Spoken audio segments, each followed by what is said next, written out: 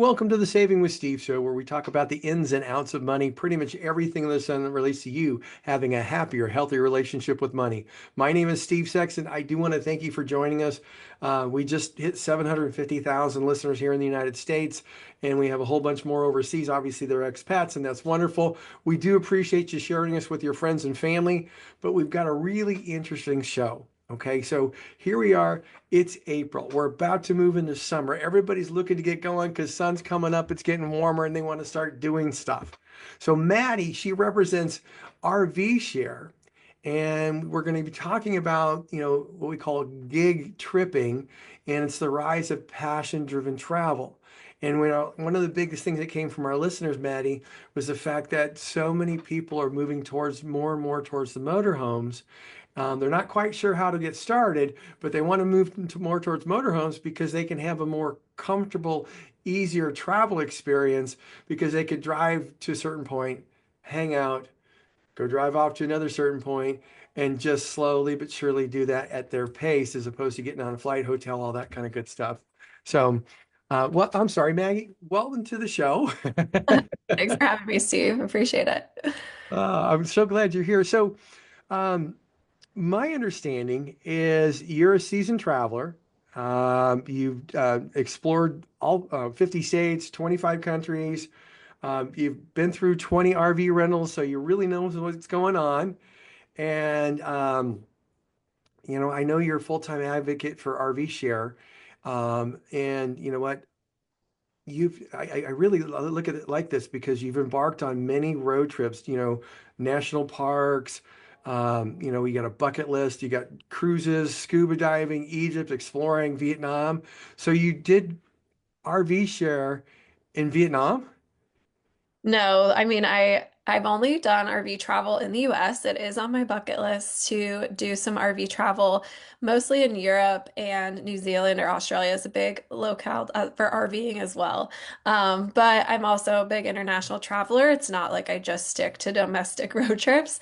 And in that case, I've been to some great countries like Southeast Asia or Egypt, but that's of course to explore in other fashions. I do love a nice hotel or resort as much as I love an RV trip. But yes, I do work for RV Share, which is an RV rental company, and we list more than 100,000 RVs across the US to rent for a variety of adventures.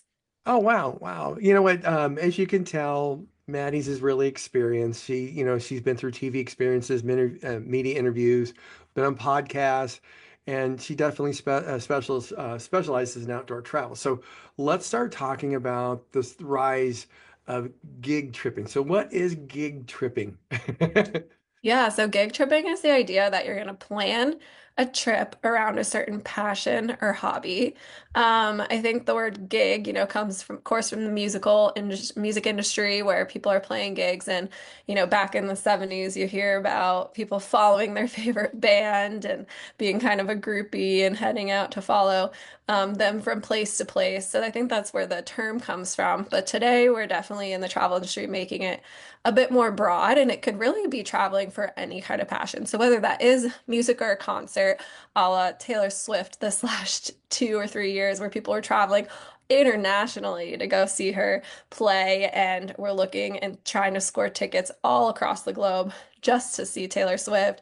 We're also seeing that to follow things like a TV show. What people are really passionate about, watching their favorite TV show, and maybe it's in a certain destination. The White Lotus just wrapped on, and Hmm.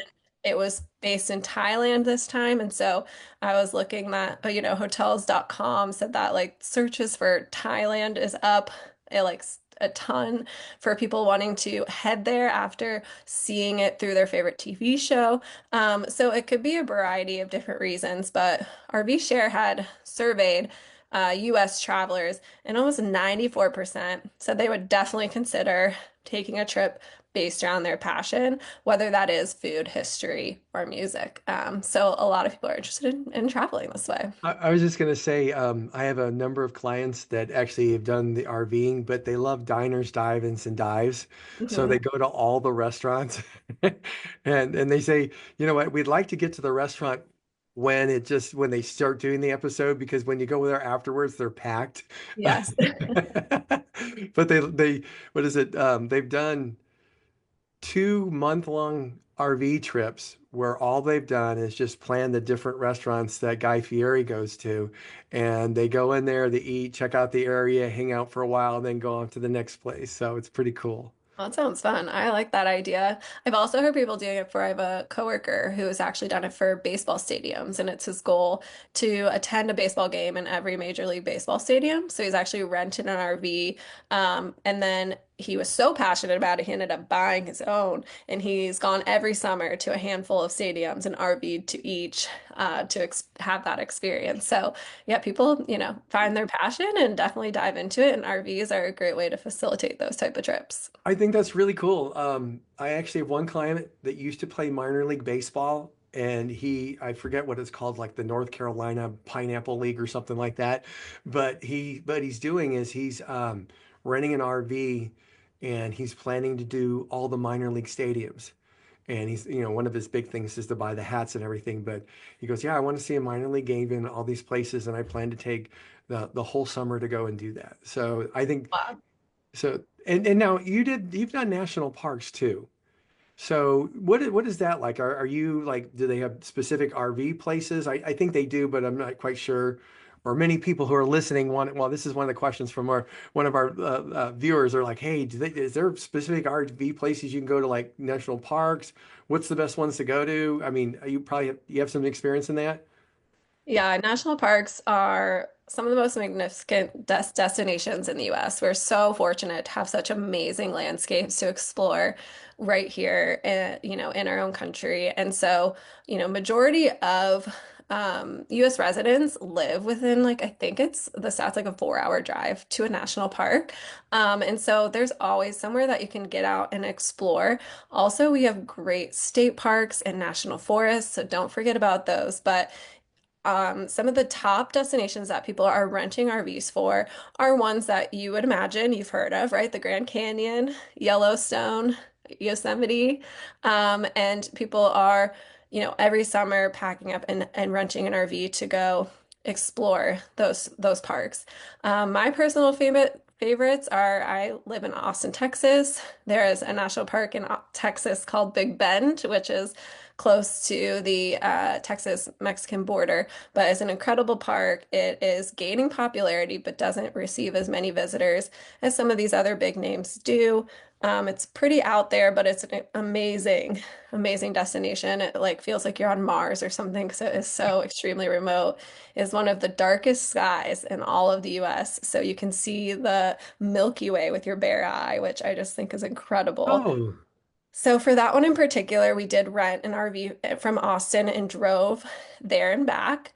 Hmm. But for other destinations like Yellowstone, I actually flew into Salt Lake City, then drove up through the Grand Tetons and then into Yellowstone. And we actually had an RV delivered into West Yellowstone, which is right on the border of the park. Hmm. And so that way we were driving in a car. We didn't have to necessarily maneuver a huge RV through this national park for hours and hours, but we still got the experience of showing up at a campground, having the RV set up, hooked up for us by the owner, and then we still got to camp out for a few days and then use our car to go in and explore the national park. So it's the perfect way to kind of find that balance of Hmm. RVing without having to really have the overhead and the intimidation of driving a big rig. And so more than 60% of RVs on RVshare are actually delivered to the destination. And there's so many different ways that you could make that become a reality. So most of the time people do just like pick out a campground, find the RV, and then have it delivered so that you can just show up and enjoy. So before we take a break, I just want to make sure because this is the first time I've heard that. I'm like, really? So I can actually order an RV, have it all set up. So all I got to do is bring my food and clothes and all that kind of stuff, and I'm good to go. Yeah, it's awesome. It's a really turnkey way, like I said, to camp and enjoy the outdoors, and but without that intimidation factor, because RVs can be intimidating. They're big rigs to drive. You're like, I don't know, no SUV that can pull one. I don't really want to drive one myself. So like, there's lots of questions that would come to your head when you think of RV travel, and RV delivery definitely mitigates those for you. Okay, so we're going to talk a little bit more about when we come right back with more Saving with Steve. So stick with us. Oh, that's perfect. That's perfect, Maddie. You have really good timing. Yeah. uh, let's see. Let's see. Okay, I'd like to ask next. I just really want to talk to you about what, how does somebody go about picking out an RV that's right for them? And then if they're having it delivered, I mean, they don't have to drive it; they can just have it sit there, right? hmm Yep. Okay, cool. All right, so I've got my little intro I've got to read here, and here we go. Let's get started. Hey, Cameron, we're going to move into segment number two with Maddie For sure. Forget. I just don't like to say it wrong. So, Hey, Cameron, we're moving in segment two with Maddie, and here we go. Hey, welcome back to the Saving with Steve show. I truly want to thank you and appreciate you for letting your friends and families know about the show. All the replays are available at savingwithsteve.us. If you're enjoying the stories of helpful information and insight on Saving with Steve, I encourage you to check out our YouTube channel so you never miss a show. And again, check out a few of our affiliates at UK Health Radio, BBS Radio, Talk Radio New York City, E360 TV, Las Vegas TV networks. All these networks are dedicated to empowering you to solve problems, uplift your spirit, and live a life of personal financial freedom. Now, we talking to Maddie Bourgeois here, and we're talking about gig tripping. But what we just found out, and a lot of people were asking, like hundreds of people were asking, how can I do this conveniently and easily? And she says, you know what? You can have an RV delivered. You can have it delivered to your campsite, set up for you, and the whole shot. So, Maddie, how do we go about doing something like that? so if you go to rvshare.com, you'll see that there are thousands and thousands of RVs listed for rent. We are a peer-to-peer website. So what that means is people who own RVs are listing them to rent by travelers like you and I. So everyone is individually owned. The owner is pricing it themselves and taking full responsibility for facilitating that trip. So they price it out, they write up their own listings, and then they're also, based in that location. So say we're looking at renting an RV in Denver, Colorado. We'd love to go up and stay in the foothills and drive our own rental car to explore the Rocky National Park. And so you would pick out an RV, talk to the RV owner about delivery. There could be an extra fee of about $100 or so to get that RV delivered to their destination. And with that, that means that they will be driving it there themselves, the owner, setting it up for you, and you would pick a time to meet them there. And then that would be yours to stay in for the allotted time that you booked it for. And so on RV Share, you'll see a variety of different makes and models. Obviously, RVs come in all shapes and sizes, which means the prices vary. And I would just look for one that sleeps the amount of people you'll be traveling with. So if you have a family of four, there's some great RVs that have bunk rooms and two bedrooms. A bathroom will be on board as well as a kitchen, and you can have a fridge to stock. And so it really is a great way to stay, travel, and have really unique trip experience. I can't recommend it enough. I was not a huge RVer before I joined RV Share about 6 years ago. And like you said at the top of the show, I've done more than 20 RV rentals at this point, and it's something I try to do once or twice a year because it's just a really fun way to travel. It gets you outside, and there's nothing better than a bonfire with some s'mores and stars over your head. Um, hey, one big question, and this is for more my wife than anything else. Can you get one with a shower? Yes, yes. Actually, that's my personal requirement. I always need a bathroom because I don't enjoy getting up in the middle of the night and having to trek across the campground to use the restroom. And so majority of them do come with bathrooms and a shower, and they're very comfortable. You get full beds with big mattresses, so it is for sure an upgrade in camping and sleeping on the ground in a tent.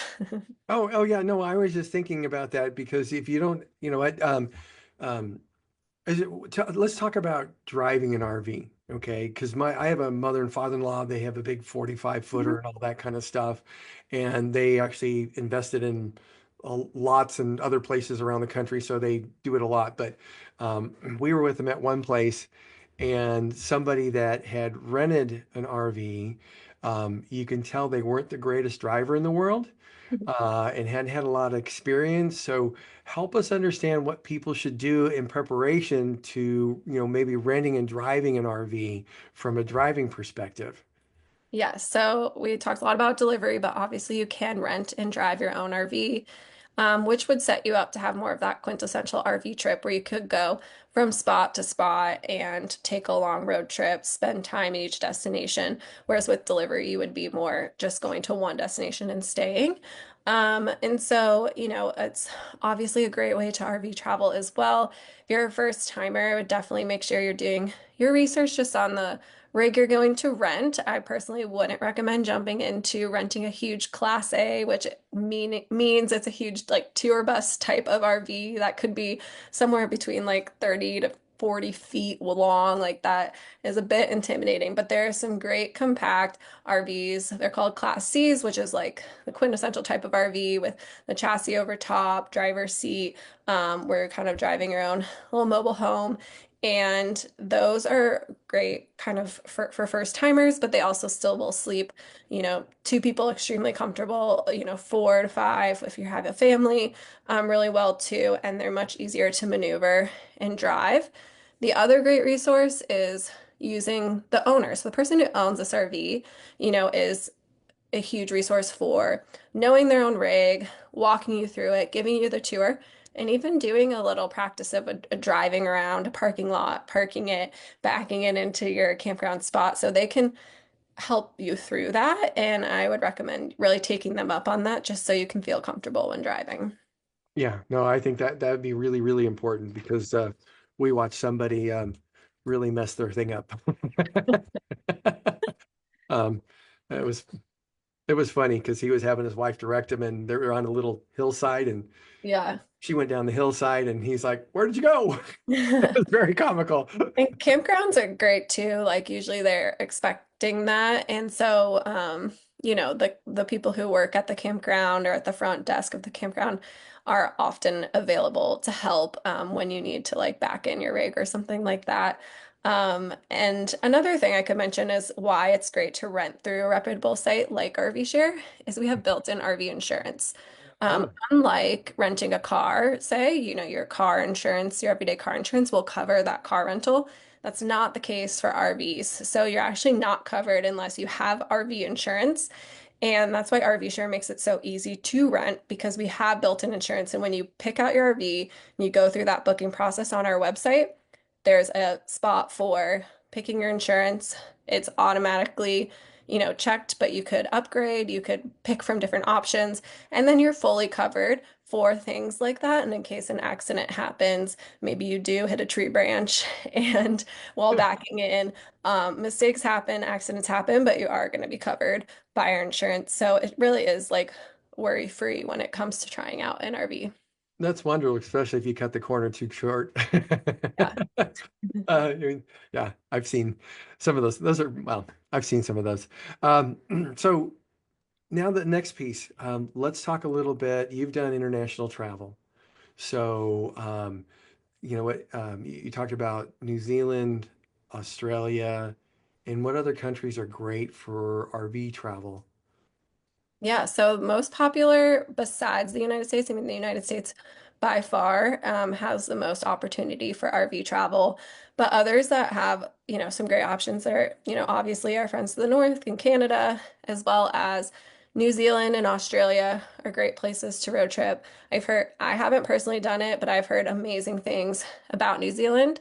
Other places that are on the top of my list that people have explored, especially by RV or road trip, is Iceland is a big one that people do, and do kind of that loop through Iceland and camp along the way. There is not a lot of hotels or inns to stay at when you're doing that loop, and so camping is the perfect way. You can get a comfortable RV to be able to explore, and then there is RVing in they call it or they call it I guess camper vans and caravanning in Europe. And so Hmm. It's been around for a long time, and honestly, once you realize and you kind of start to think about RV travel, it'll be amazing how much you notice RVs on the road and how many campgrounds there really are out there and how many resources you come across on on the internet. And so when I went to Europe, not on an RV trip, I was like, oh my gosh, a campground, and that would be really fun to park and explore and stay there. And so there are some great resources in Europe to be able to explore that just kind of on a different level. Oh, that's wonderful. Hey, folks, hey, stick with us. We'll be right back with for some more Maddie and RV sharing this passion driven for travel. Perfect reset. Okay, that was great. So here we go. We've got a couple more segments. Is there something that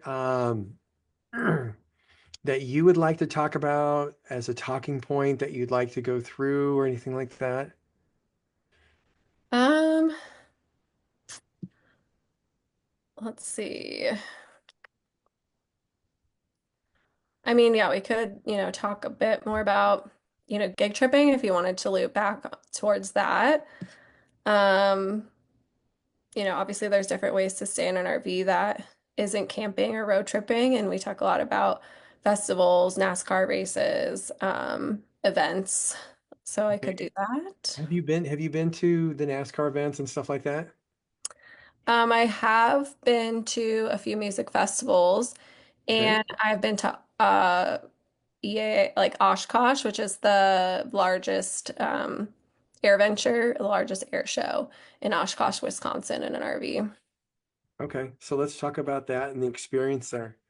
Is that okay? Yeah. Mhm. Because and then I would really also like to talk about you got some statistics about Gen Zers considering planning a trip around culinary experiences compared to the boomers. Let's talk a little bit about that, and let's talk about the culinary experiences. You talked a little bit about the TV shows and stuff like that, but let's talk a little bit more about what people are doing, because a lot of people who have responded were like, okay, what other things can we do besides some of the things you've already talked about? Mhm. So they just want more and more ideas about, because I have people who will go around and antique an RV. I've Yeah. got people who will go around, what's that place, that pawn shop in Las Vegas is on TV? Pawn Stars. Ours. Yeah, they now do trips to other locations where they go. They like to go to those things. So I'm just, I'm hearing a lot from people who want to do those things, and I was just wondering if you could share some of those things with everybody. Maybe we can spend the next couple segments doing that. And then you've already talked about how to get prepared for this. Um, is there any places that people can go and get? Um, and a few people were worried about how do I get experience driving Mhm. one of these things, not just the Class C. They want to get experience driving the other ones before they rent it, the 30, the 35, the 40s. Uh, Yep. so Yeah. RV Share doesn't offer anything, but there are like I've heard there are like RV schools and stuff, but I don't know too much about them. no problem. Let's just say there's RV schools that you can go check out, and recommend you go Google it. Okay, cool. Cameron, we're doing segment 3 with Maddie. So here we go. Uh, 5, 4, 3, 2, 1. Hey, welcome back to the Saving with Steve show. I truly want to thank you for sharing us with your friends and family and associates. All the replays are available at savingwithsteve.us. And if you're enjoying the stories of helpful information and insight on Saving with Steve, I encourage you to subscribe to our YouTube channel so you never miss a show. Check out a few of our affiliates at UK Health Radio, BBS Radio, Talk Radio New York City, E360 TV, Las Vegas TV networks. All these networks are dedicated to empowering you to solve problems, uplift your spirit, and live a life of personal and financial freedom. You can also follow us at Facebook at the Saving with Steve Sexton Insiders Club. Get all the guest gifts, replays, everything's right there. Now we're back talking to Maddie Bajaret. I got that right. That's good. And you know what? One of the big things that we're hearing about is we know boomers, and most of them are turning 65 and moving on at 10,000 a day and all that kind of stuff. But we're also seeing Gen Zers consider planning trips for many different reasons. And what kind of reasons would people be planning stuff for? That's right. So I think, boomers as they reach retirement age and RVing is always going to be a great option for retirees. But I have seen a huge shift in RV travel being of interest to younger generations. And it's not just, your parents' retirement plan anymore. A lot of people are turning to RVs to explore in different capacities. While boomers are predominantly interested in planning trips around, we talked about gig tripping or passion-based travel, so a lot of them are planning around history but dining is the most popular category among younger travelers. I found that super interesting. So 73% of Gen Z respondents that we surveyed said they would consider planning a trip around a culinary experience. I think and that's compared to 49% of boomers. So it is a big jump of Gen Z really looking to dive into culinary. I'm sure a lot of that has to do with social media. You see different foods and things trending on social. A lot of my friends personally have been really interested in restaurants and culinary experience that are getting those like Michelin stars or recognition for their food. And so here in Texas, we see a lot of people traveling for barbecue. And they do their own food tours from, city to city to taste some of the best barbecue. I'm definitely biased in the country. Um, and then, other cool ideas. Like I would personally love to do one up the East Coast and almost do like a seafood tour, maybe even a lobster, oyster tour.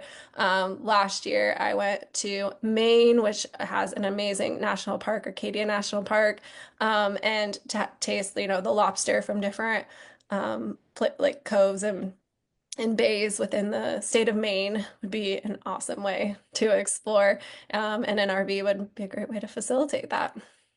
Oh, that's cool. I was just going to say when we were in England, we did the British Bake Show. Oh yeah. Oh, I love that. Oh, yeah, it was good, but we ate too much. That's a great idea. Oh yeah, no, I thought it was great. And the interesting thing is, I used to develop businesses many years ago overseas, and when you talked about people were doing the day tripping, they would convert Volkswagen vans and into sleeper vans for them, and they had the old like you see them now that like the Mercedes camper vans. They'd have stuff Yep. like that, but a little more less modern as they were. But I saw a lot of people had those, and actually some of the people who work for us would work for us for like would they like a, do a gig thing because they needed money so they Mhm. could go continue on their tour and they go all over Europe doing that. Oh, So very cool. I think that was really cool. Now, so I can see that the culinary thing is really awesome. So what other things are people looking at doing besides the culinary or the dining experience? Yeah, so we found that more than half would even take a cross-country trip, so to travel for one of their hobbies or passions. And I think a lot of that lends itself to maybe different events or festivals that pop up across the country for a variety of reasons. Of course, some that come to mind are music festivals. Um, we're almost in festival season out in, California and like Coachella Valley. There will be some of those definitely younger generations heading to like Coachella or Stagecoach. I've personally rented and had an RV delivered at Stagecoach a few years ago to enjoy a weekend of country music, and that was a really cool way to stay right on property and have an easy access to the festival every day. And we see people do that across the US for a variety of different types of music festivals. We also I see a lot of people renting RVs for sporting events like NASCAR or other race events. And, Daytona is a huge destination for us in Florida where people are heading down for their races, which happen all year round. So if you're a fan of races, definitely look at, renting an RV for something like that. Again, it just puts you kind of right in the middle of the action. Hmm. And a super unique kind of like hobbyist event that, is suitable for people who are really into air shows is Air Venture in Oshkosh, Wisconsin, happens every July. And it's the Hmm. top air show in the US. And it's a personal interest of my husband's. And so we did head up there a few years back and got an RV and camped out for Oshkosh and got to see some amazing, flight shows and explore the grounds. And so that's a big event that's really fun to head towards. And again, it's all based around someone's passion or hobby. And we're traveling from Texas to Wisconsin to experience that. So people go really far to have these types of experiences. I didn't think that's wonderful. I got an email from a group of people. They go to the Renaissance fairs. So Yes. they love the period pieces and they have all their dresses and outfits and everything, and they do the Renaissance stuff. We have somebody in Tennessee that loves to do the Civil War reenactments and will go all over the country just for that. So it's really cool what people can do with an RV. And I never knew you can just get one delivered. I think that's just so cool. Yes, I recommend it for sure because it allows you to have that experience without, having to kind of have the stress of driving one. But again, also driving one and experiencing a road trip in an RV comes with its own type of fun, and it's cool to be able to kind of pace out your trip and stop when you want and, continue along and, pull over if something piques your interest. That's wonderful. Hey, look, hey, folks, stick with us. We're going to be right back with some more Maddie and our share, and we're going to talk about RVing across the country. So stick with us. We'll be right back. Okay, perfect. Um, let's see. This last this last little segment, could we talk about, you know what? Some people just say, "Hey, I want to go to the gig thing." Okay, but we know it takes a little bit more planning than just that. Okay. Mhm. So if somebody's looking to plan something for the first time, create a route that they're looking to take throughout the country, you know what? You've done this a few times. How is the best way to go about that? Because that's Yep. one of the things that people are asking. How do I really set this thing up? Because do we just drive somewhere and stop and then figure out we're going to go the next day? I get that's part of the case, but you know what? How would somebody go about doing that? Okay. Yeah. Okay. Lots of great tools and different planning apps and stuff like that I can talk about. And could you also talk about, and I'll ask you the question about the people looking to learn how to drive a little bit. Okay. Okay. Okay. Hey, Cameron, we're moving with segment three with Maddie here in episode 230. So here we go. Hey, welcome back to the Saving with Steve show where we talk about the ins and outs of money. We've been talking about RVing and all the things that people do and all the different things that they gig with. I mean, from food to Renaissance fairs to air shows to car shows to races, all sorts of things. And you know what? I just think it's so cool that there's something that, we can all get out and go and do. And one of the big things that our listeners are wondering when Maddie is coming on here is, how do I plan this thing? How do I put this together? And you know what? What if I've never driven an RV before, whether it's a small thing or a big thing. How do I get some lessons to learn how to do that?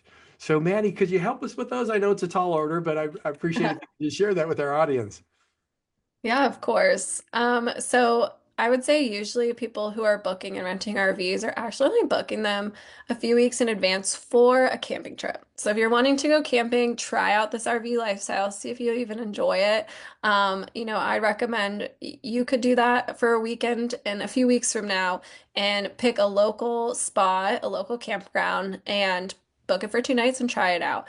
But if you're looking to do one of these gig trips we're talking about and go to a festival or the air show in Oshkosh, Wisconsin, or a Renaissance fair, a lot of times look at when those tickets people buy for those tickets. So for a fe music festival, tickets go on sale 8 months in advance. For some shows or some races, like, Daytona, you're looking at a year out. And that is when you'd want to also be planning your accommodations, where you're staying, and how you're getting there. So it does require a bit of thinking ahead and planning ahead when it comes to booking for these events, mostly because they have limited space for RVs, especially when you're booking and staying on property at a NASCAR event, at other music festivals. So to get a spot, it's very similar to getting a ticket to attend the event. You just want to make sure you're getting ahead of that. If you have missed that window for some reason, you could also look at just private campgrounds that are near the event. A lot of times those have availability up until the week or two beforehand. And maybe they're a few miles down the road, but there's still availability to park your RV. But you definitely would want to look into that and not just rent an RV and head toward an event without a plan. It does require some planning ahead. And to get there and the way to travel, there's so many great apps and resources. I would definitely look at an app like Road Trippers to just plot out how many miles you'll be driving, how many dollars in gas would that take, where you could stop along the way. There's also some great apps for booking different campgrounds. If you're driving a few hours, you want to break up the drive and spend the night somewhere.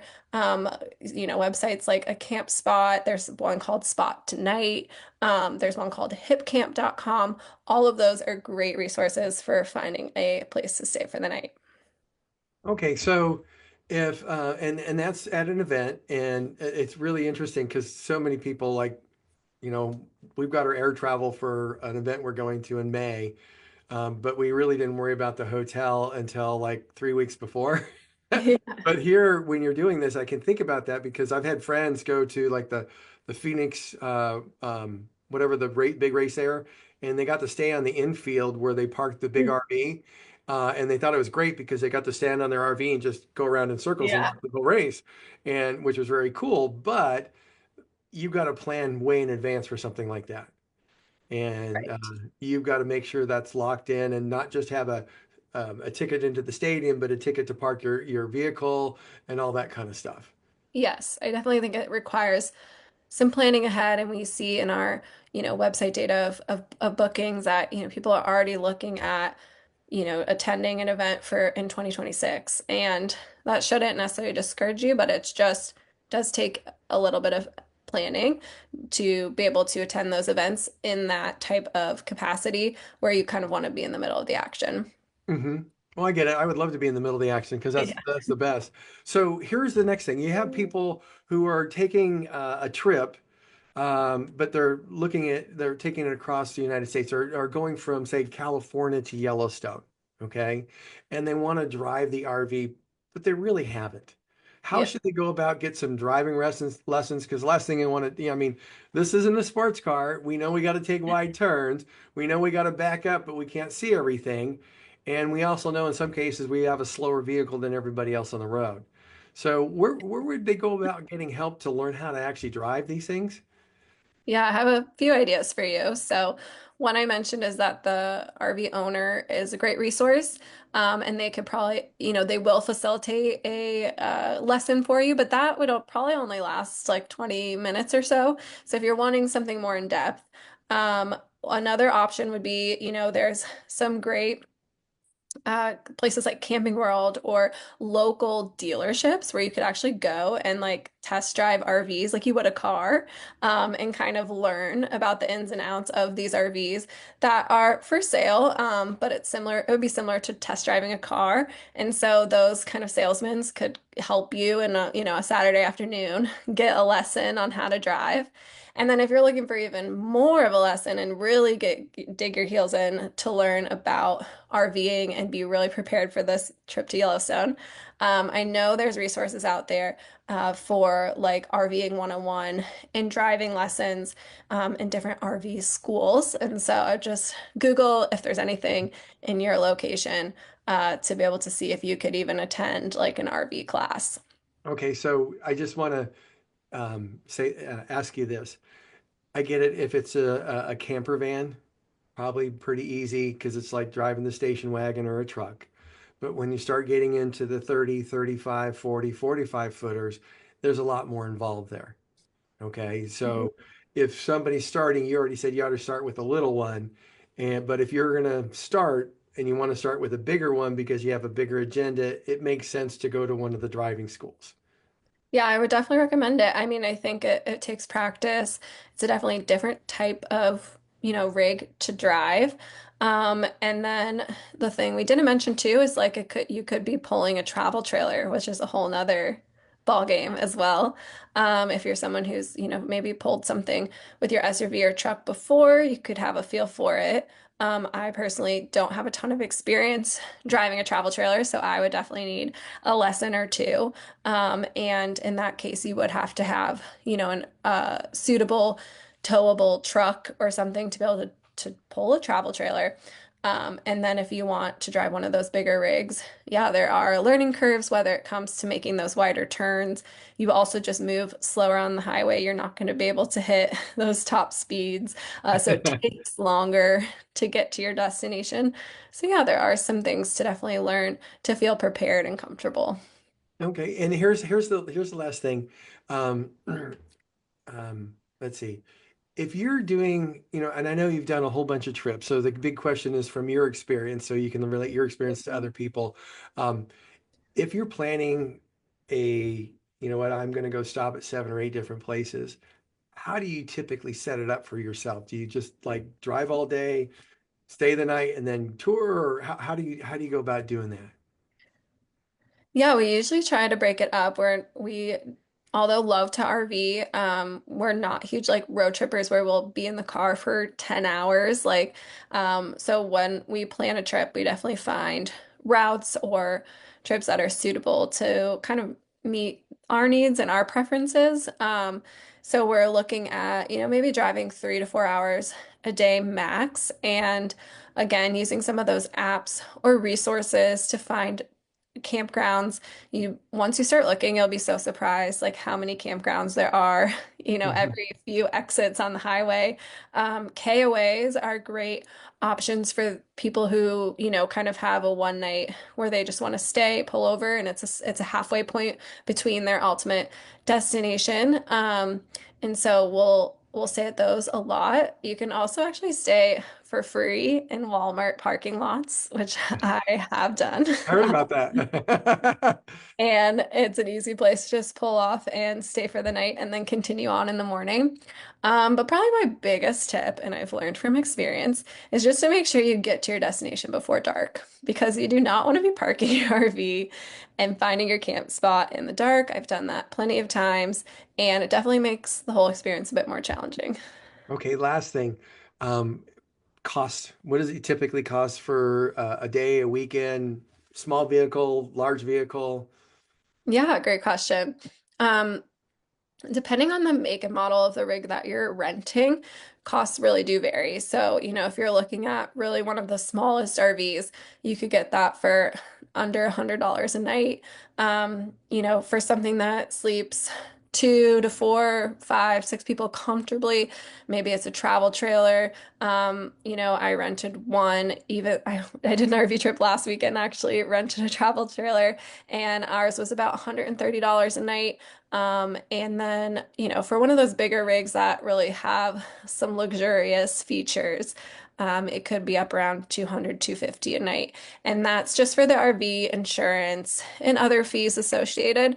You also would then have to tack on what it would cost to park it overnight at a campground. And that also varies.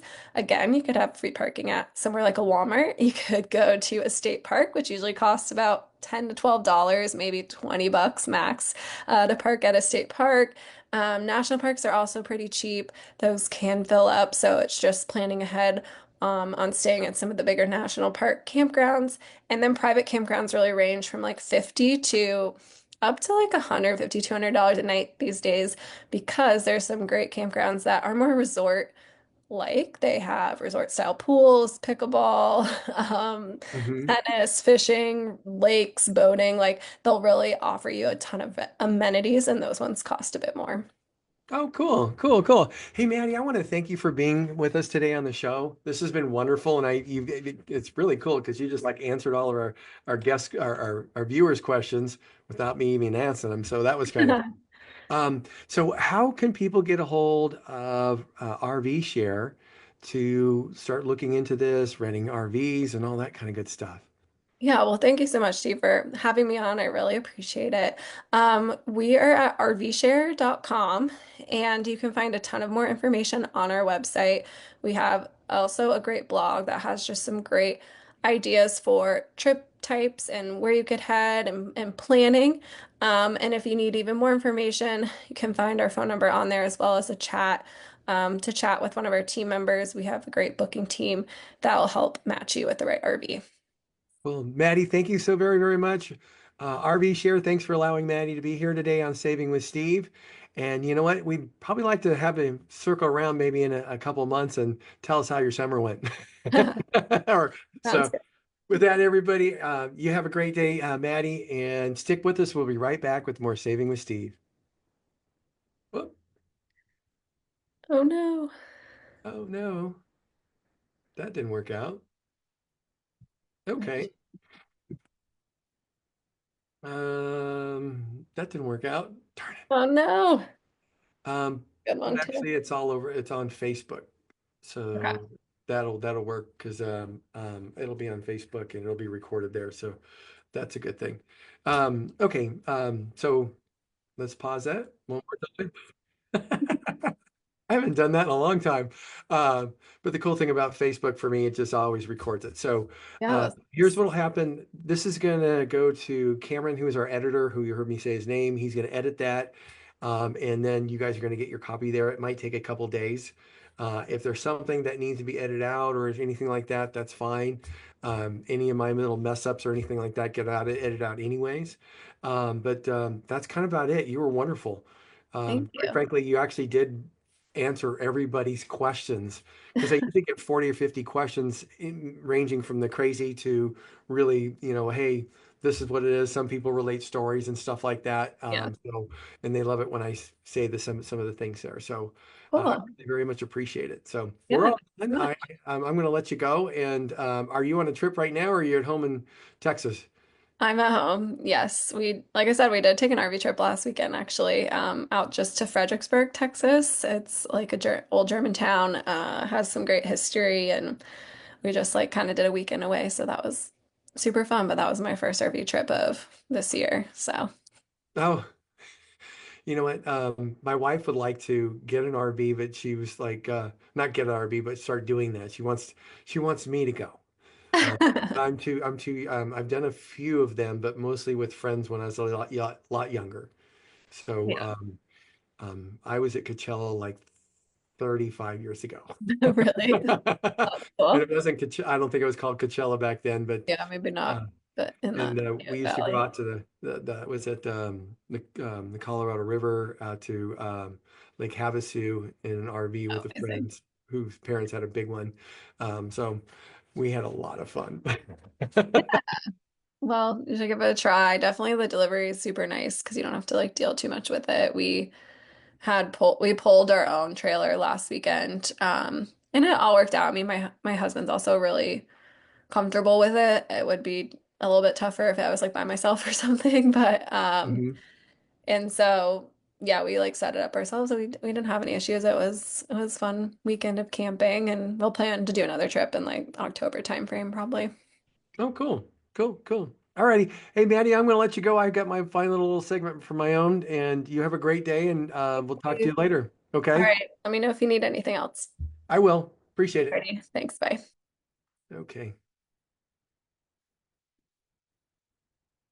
Okie dokie.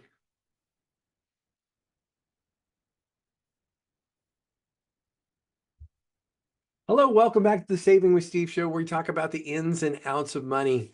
Everything under the sun that relates to you having a happy, healthy relationship with your money. Now, uh, you know what? One of the things that we're dealing with right now, and I just got to say this, all right, folks, a new tariff is in town and it's coming to your portfolio near you.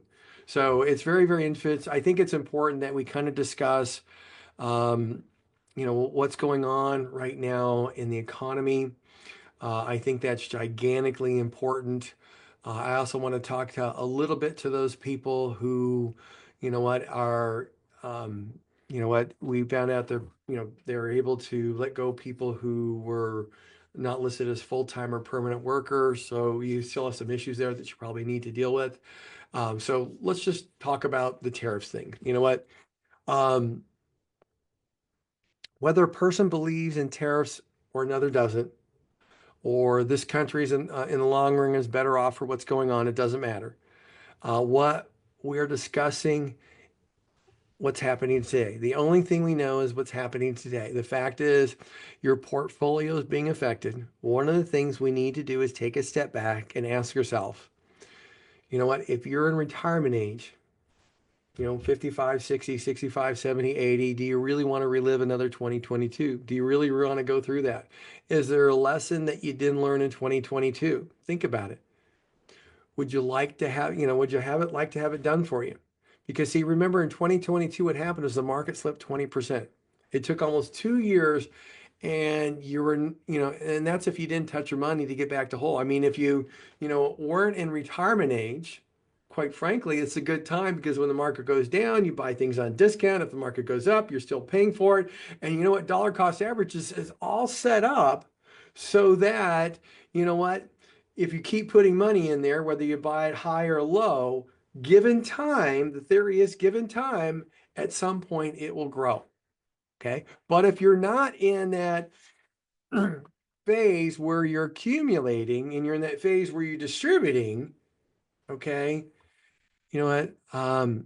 It's interesting because, in all my years of doing this, most people would rather endure pain or simply delay their lifestyle or reduce their lifestyle or not do the things they want to do, like go on those trips, because they're just too stubborn to understand all it takes is a simple change to your strategy so you don't have to endure the pain. Okay. Hey, you know what? I'd like you to think about this one question. At this point in your life, I mean, you worked 20, 30, 40 years, and you're at an age you've never been, in a situation no one's ever been in. You have to ask yourself, what is the number one reason why you feel you should lose money? Now, folks, in chaos, there's always opportunity. And folks, there is still chaos because we're seeing the markets go down.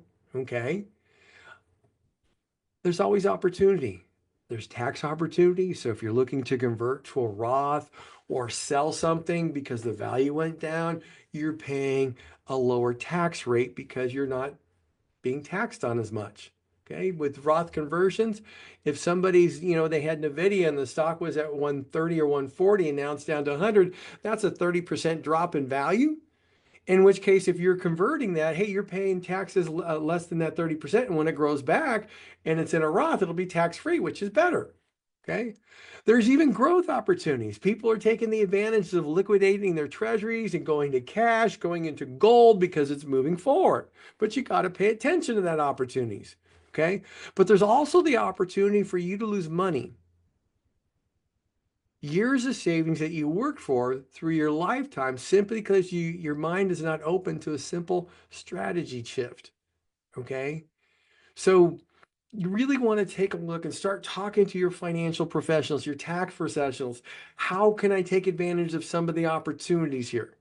How can I be in a situation where uh, can I reduce my taxes moving forward? How can I take advantage of what's happening in the market and do that opportunity? Okay, so you really, really want to take a look at these things. Okay, that's very, very important because you know what?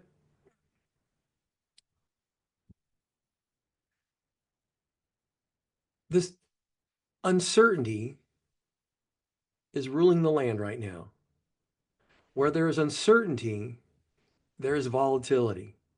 Volatility for some was at your age, at your time of life, it's the enemy of lifestyle because volatility kills lifestyle because it affects your income and it puts you in a position in the distribution phase to make bad decisions, having to sell off mutual fund units, cannibalizing them at the wrong time. It ultimately affects your income.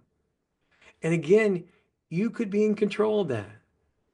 The administrations ask you to endure pain.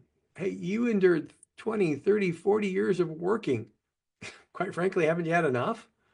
So think about that. Talk to your financial advisor, talk to your CPA. How can you take advantage of those opportunities? How can you prevent yourself from losing more money and maybe ultimately affecting your lifestyle? And for those folks who have are you know what, you're being let go by the federal government because we just heard that in the news. You know what? Federal benefits. You know what? For those people who are resigning under that program, hey, they're going to pay your benefits through September 30th. If you have a Treasury savings plan, once you reach qualifying age, which means you separate from the company, or you reach that qualifying age, that could be 55, it could be 59, it could be 60, it could be 65, depending on what organization you work with. You have the ability to roll over your Treasury savings plan to an IRA. It could be a self-directed IRA if you want to invest in real estate or gold or something like that. It could be a rollover IRA, okay, or a traditional IRA, where depending on how you want to invest. But the TSP allows you to do 4 distributions in 1 year.